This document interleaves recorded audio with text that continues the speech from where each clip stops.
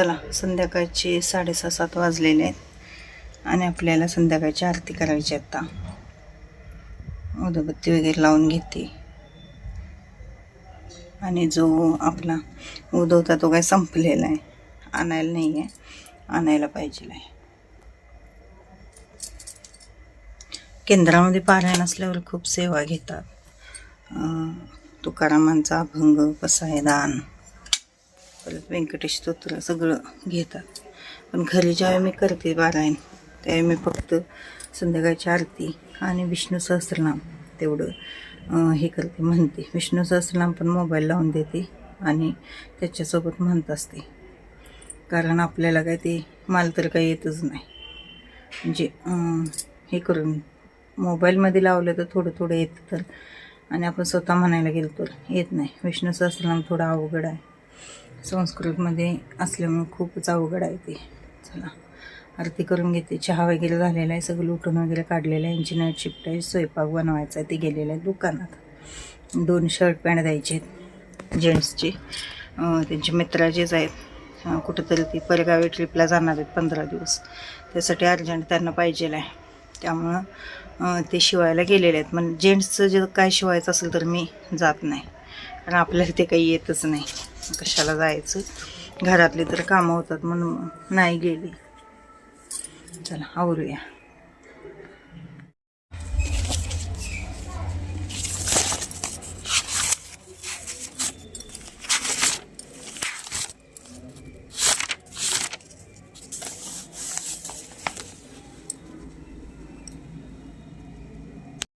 खरं म्हणजे गुरुचरित्र पारायण करताना खूप नियम असतात.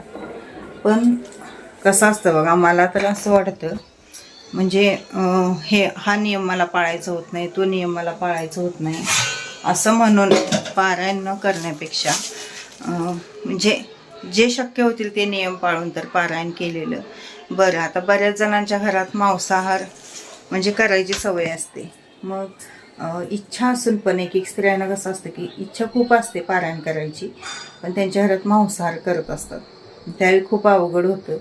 तर कसं होतं बघा, मांसाहार आता एकेकांच्या घरात विरोध पण नाही करून चालत की बाबा करू नका, मी हे करणार ते करणार, मग तुझ्या त्या सेवेसाठी आम्ही खायचं पण करायचं का, त्याच्यापेक्षा तू सेवाच करू नको, असं ते म्हणजे उत्तर मिळतात.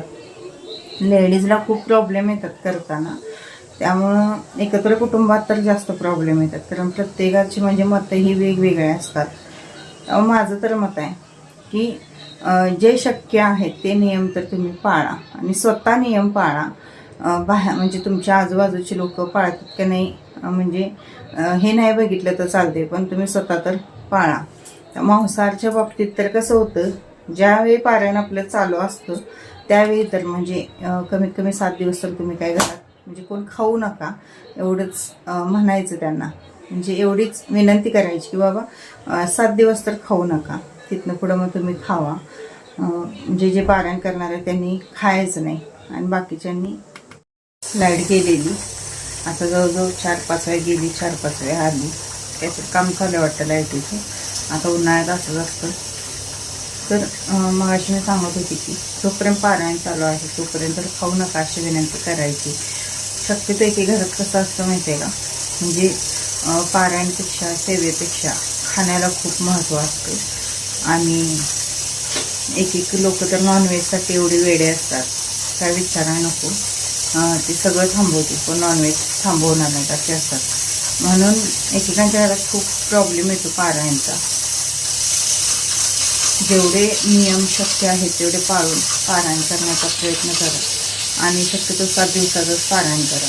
एकेकांना म्हणजे काही अडचणी असल्या तर जमत नाही 7 दिवसाचं करायला, मासिक धर्म असतो किंवा काहीतरी सुतक वगैरे असतो म्हणून जमत नाही, तर त्यांनी 3 दिवसाचं केला तरी पण चालेल.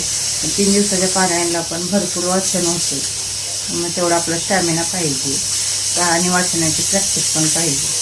कारण 4 नंतर गुरुचरित्र वाचत नाही, दुपारी 4 नंतर, आणि 4 वाजेपर्यंत आपल्याला वाचायला पाहिजे. पहिल्या दिवशी तुम्हाला 1 ते 22 अध्याय वाचायला पाहिजे. म्हणजे भरपूर वाचन होतं. कारण आज माझा दुसरा दिवस आहे, तर मी बघितलं आज 10 ते 21 अध्याय होती. तर तेवढं म्हणजे वाचन भरपूर होतं आणि एकेकांना एका बैठकीत होत नाही वाचायचं, तर त्यांनी थांबून थांबून वाचलं तरीसुद्धा म्हणजे दोन वेळा एकदा उठलं करत बसलं तर 2 टप्प्यात जरी वाचला तरीसुद्धा चालतं. लहान मुलं वगैरे असतात तर त्यांना कंटिन्यू एक तास होत नाही वाचायचं, तर शक्यतो पहाटेचं वाचण्याचा प्रयत्न करा. पण लहान मुलं असली रात्रभर जागवत असली तर होत नाही. आणि नियम जेवढे पाळता येतील तेवढे पाळा आणि करा. तसं आहे, काहीच न करण्यापेक्षा काही तर म्हणजे केलेलं बरं. आणि सेवा करायची इच्छा असून सुद्धा नियमांमुळे एकजण काहीच करत नाही. तर माझं तर मत आहे, जेवढे शक्य आहे तेवढे नियम पाळून तुम्ही, कारण ज्याच्या घरातली परिस्थिती ही त्यालाच माहिती असते. सांगणारी खूप असतात की हे करा ते करा, पण आपल्या घरात काय आहे हे आपल्याला माहिती असतं. आपल्या मनात ते नसतं असं नाही की सगळं पाळायचं, पण सगळ्या ह्याला घरातली परिस्थिती पण म्हणजे जबाबदार असते. जशी तुमच्या घरात परिस्थिती आहे तशी त्यानुसार तुम्ही पारायण करा. तर मांसाहार शक्यतो होऊन देऊ नका. मांसाहार आणि ब्रह्मचर्याचं पालन तर नक्की करा. बाकीचे नियम तुमच्या सोयीनुसार तुम्ही पाळू शकता, पण पारायण करण्याचा प्रयत्न करा. कारण त्यामध्ये पण लिहिलेलं आहे बघा, मन असता निर्मळ, मन असता पवित्र, सदावाचा गुरुचरित्र असं लिहिलेलं आहे. देवाची सेवा करायला जास्तीत जास्त काही म्हणजे नियम अटी असतात असं काय माझं मत नाही आहे, पण जेवढे आपल्याला शक्य होतात ते नियम पाळा. शक्यतो कांदा लसूण आपल्याला खायचा नसतो, कारण कांदा लसूण चालतच नाही खायला.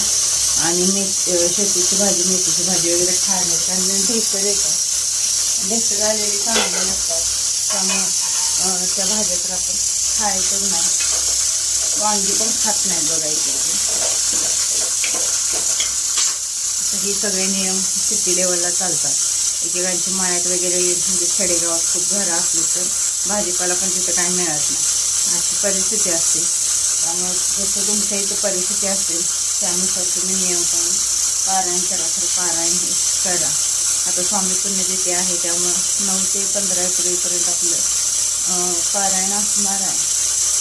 तर ज्यांना शक्य आहे त्यांनी करा, ज्यांना शक्य आहे त्यांनी पारायणला बसा, घरात बसा, मठात बसा, तुम्हाला जिथं शक्य असेल तिथं बसा. एकेकांना शक्य होतं मठात जाणं, एकेकांना शक्य होत नाही, कारण घरात न्यायला आणायला सोडायला कोण पाहिजे, परत लहान मुलं असतात आणि संसारिक जबाबदाऱ्या पण आपल्याला असतातच. सगळं घर सांभाळून सगळं करून आपल्याला सगळं करायला असतं. त्यामुळे ज्यांना पारायण मठात जाऊन करणं शक्य नाही त्यांनी घरात जरी केला तरी सुद्धा चालेल, पण सेवा करा. सेवा करणे हे खूप महत्त्वाचं आहे. कुठं पण करा पण सेवा करा. आणि एक दिवशी पारायण तर अजिबात करू नका, ते शक्यच नाही आणि घरात होतच नाही. ते शक्यतो केंद्रात करतात, परत आता मुसेवाडीला वगैरे करतात ते, पण आपल्याला शक्य नाही ते.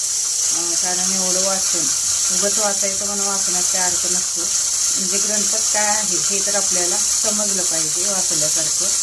त्यामुळं नुसताच उगाच आपलं बडबड करायचं म्हणून वाचायचं, त्याला काय अर्थ नसतो नसायचं. त्याच्यापेक्षा 1 दिवसात पारायण नाहीच करायचं. 3 दिवसाचं पण ज्यांना शक्य आहे, ज्यांना प्रॅक्टिस आहे वाचण्याची, बसण्याचा स्टॅमिना आहे त्यांनी करा. 3 दिवसाचं पारायण पण शक्य नाही, कारण रोजचं आपल्याला 2-2.5 तास लागतं वाचायला. मग 3 दिवसात तुमचं ते कवर होतं का याच्यावर तुम्ही हे करा, म्हणजे हे करा, म्हणजे काय म्हणतं विचार करा आणि मग पारायणला बसा. कारण ते अर्धवट ठेवून चालत नाही, पूर्ण हे करावं लागतं. उद्यापन पण तुमच्या ऐपतीनुसार तुम्ही करू शकता. जसं तुमची ऐपत असेल, जसं तुमची परिस्थिती असेल त्यानुसार उद्यापन करा. नैवेद्य साधा शिराभात जरी केला तुम्ही तरीसुद्धा चालतो. असं काही नाही आहे की बाबा जास्त काय लागतं, असं काय नाही आहे. त्यांची परिस्थिती त्यांनी पंचपक्वान करू शकता, त्यांची परिस्थिती नाही त्यांनी शिराभाताचं नैवेद्य करून सुद्धा उद्यापन करू शकता. त्यानंतर हा जो व्हिडिओ आहे तो 3ऱ्या दिवशी, ज्या दिवशी पारायणचा 3रा दिवस होता त्या दिवशीचा आहे.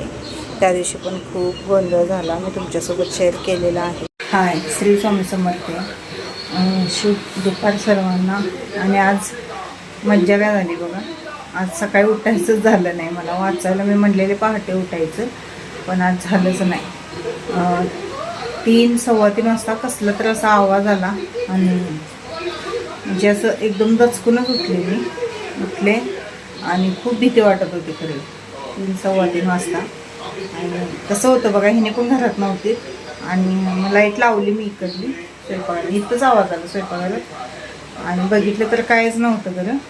मग हे केलं, ह्याची पिन घातलेलीच होती, तुम्ही पंखा लावली त्याची पिन घातलेलीच होती आणि फ्रीज बंदच होता.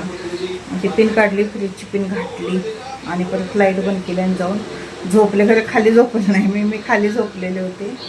नंतर नसली जवळ जाऊन वर झोपली. मला खूप भीती वाटत होती म्हणून वर जाऊन झोपली. तर ज्यावेळी आपलं पारायण चालू असतं असं दचकून उठवतं बघा. त्यावेळी वाजलेले 3:30 ते 3:45 वाजलेले बरोबर. म्हणजे आपल्याला जागं करतं की उठा, वाचायचं आहे. एक हुरवर तर आपल्या मनाला असतेच, पण म्हणजे दैवी शक्तीसुद्धा आपल्या पाठणा असते की बाबा वाचायचं आहे नाही तुम्ही उठा. तर नंतर वर ज्यावेळी जाऊन झोपले मी त्यानंतर जाग चालणे मला 4:15ला जाग आली. 4:15ला उठले मी. मग तिथनं पुढं आंघोळ हे ते म्हणजे 6 वाजले आणि आसरीचा पेपर होता आणि हे पण येणार नव्हते कामावरनं, कारण हे काल नाईटला गेलेले आणि आज डे करून ते संध्याकाळी दुपारी 4ला येणार होते. मग त्याला शाळेला तर घालवायलाच पाहिजे होतं. म्हणून मी काय केलं, वाचायला नाही बसले. मग उठले, आंघोळ केले, सगळं लोटून काढलं आणि देवपूजा केली. त्याला आधी दूध वगैरे दिलं प्यायला, त्याला घालवलं, कारण दिवस पेपर होता. आणि मग देवपूजा केली, सडा रांगोळी केली आणि मग सरळ आरती केली आणि मग वाचायला बसली. आज 22 ते 29 अध्याय होते आज वाचायचे. म्हणजे 8 अध्याय आज, 7 ते 8 अध्याय होते आज आणि एवढे काही मोठे नव्हते, त्यामुळं 1.5 तासात वाचून झालं आजचं. पण असं एकदा होतं बघा की उठायचंच होत नाही. पण नाही झालं तर पण आपण म्हणजे शेवटी करून घेणार महाराज असतात. मला खूप टेन्शन आलं, आज उठायचं झालं नाही तरी पण म्हणजे आपण रोजचं जे वाचतो त्याच्यासारखंच म्हणजे झालं वाचन. सगळं आवरलेलं बघा, धुणं परत भांडी वगैरे सगळं. आता स्वयंपाकसुद्धा माझा झालेला आहे. मला 12:30 पाऊण 1 वाजलेला आहे. माझा काय आज सोमवार आहे, उपवास आहे. श्रीचा आणि यांचा स्वयंपाक होता तर ते सुद्धा झालेलं आहे. भांडीसुद्धा झालेले आहेत, काय काम राहिलेलं नाही. आता 1 तासभर झोपणार आहे आणि तिथनं पुढं बघूया, जमलं तर दुकानात जायचं, नाही तर कपडे वगैरे तिजोरीतले ठेवायचे ती जरा ठेवायची. चला, छान वाटलं आजच्या अध्यायामध्ये पण छान होतं. म्हणजे 22व्या अध्यायामध्ये नृसिंह सरस्वती महाराज एका ब्राह्मणाच्या बाईच्या घरी भिक्षा मागायला जातात आणि तिच्याकडे कायच नसतं. तिच्याकडे एक म्हणजे म्हस असते आणि ती वांज असते. म्हणजे तिला हे नसतं, दूध वगैरे देत नसते ती. मग तिला काय त्यांनी बेसन घालून हे करायला नेत असतात, म्हणजे शेतात कामाला नेत असतात. मग त्याचे त्यांना पैसे मिळत असतात आणि त्याच्यावर त्यांनी त्यांचा उदरनिर्वाह करत असतात. पण नृसिंह सरस्वती महाराज जातात आणि म्हणतात मला भिक्षा वाढ. तर भिक्षा देण्यासाठी ती अड काय नसतं. मग ती म्हणते माझे पती येऊन देत, मग मी तुम्हाला भिक्षा देते. मग ती महाराज म्हणतात की तुझ्या घरात म्हणजे म्हैस असून सुद्धा मला दूध देईनास. मग ती म्हणत्या ती म्हैस आहे खरं, म्हणजे हे आहे म्हणत्या वांज आहे, परत हे नाही आहे म्हणते ती, म्हणजे म्हातारी झालेली आहे, दातं पण नाहीत आणि म्हणून तिला आम्ही हे करायला नेतोय, माती ते ओढायला शेतात कामाला नेतोय म्हणत्या. का देत नाही जा म्हणतात आणि दूध काढता. ती जाते तर 2-3 म्हणजे पातेली भरतात, तिची भांडे भरतात दुधाने, एवढं दूध देते. मग शेवटी तापवून महाराजांना ती देते. म्हणजे अशी महिमा गुरूंची आहे. असं खूप छान असं म्हणजे अध्यायामध्ये त्या दिलेलं आहे. रुद्राक्ष महिमा दिलेला आहे, भस्म महिमा पण दिलेला आहे. खूप छान आहेत. ज्यांनी पारायण करा नसतील त्यांनी करा. जे वाचताना खूप छान वाटतं आणि वेगवेगळे अनुभव आपल्याला येतात. चला, आज उपवास आहे त्यामुळं मी काही केळीचे चिप्स आणलेले आहेत खायला, दुसरं काय नाही आज काय करणार.